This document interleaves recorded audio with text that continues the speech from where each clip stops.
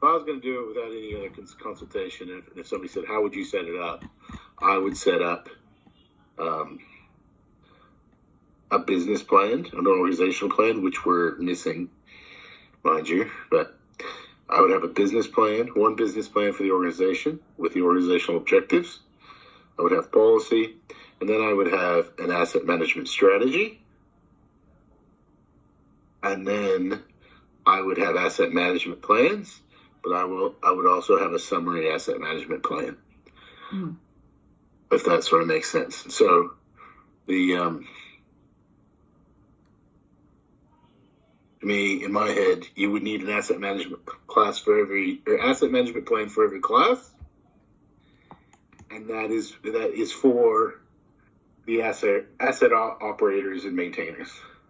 So the Johns and Andys and anybody that's actually going to use our assets.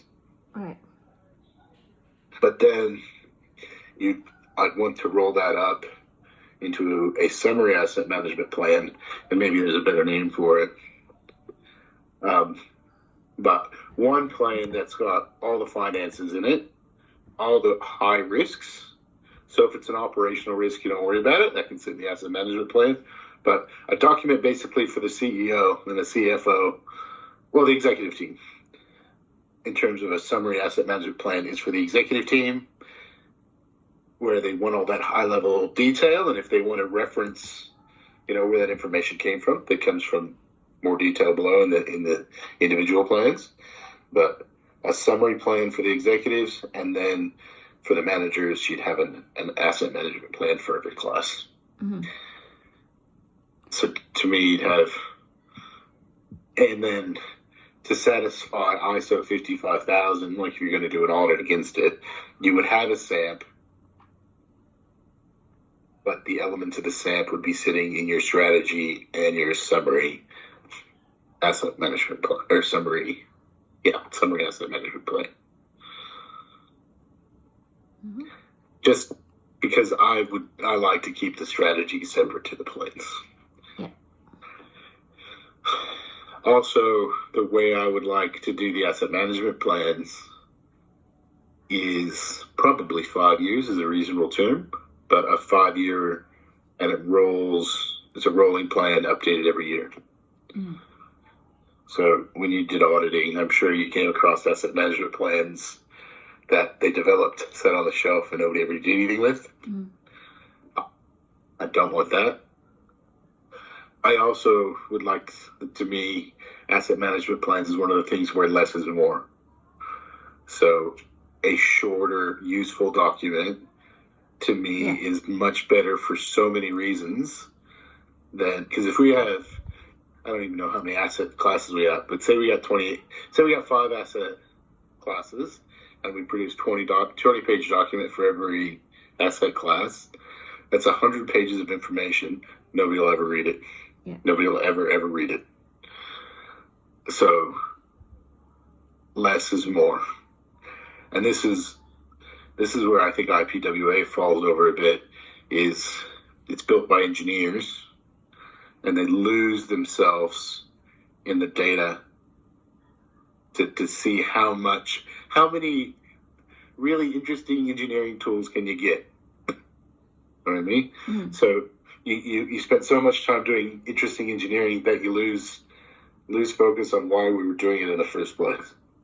Exactly what I'm finding with all the deliverables from that project. There's several Excel spreadsheets, and I don't know what each spreadsheet is for. And if you get a consultant, they'll do that. They'll go, look at all these cool stuff that we can do.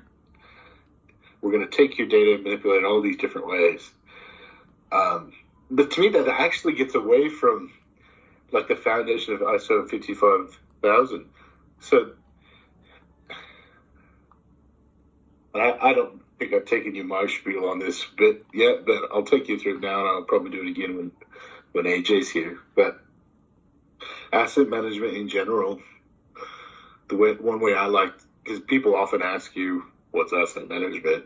So my sort of 5-minute spiel of what asset management is as a modern discipline is, even if you go back to World War II, there was no such thing as preventative maintenance. The only strategy that existed was we're going to build tanks, not just tanks. We're going to build equipment. It breaks, then we're going to fix it. Reactive. Yeah, reactive. A reactive model. That's the only thing that existed. So then somebody took a step back and said, "Oh, you know what? If we change the oil before the engine fails, it stops the engine from failing." So we have that, but then you go down that.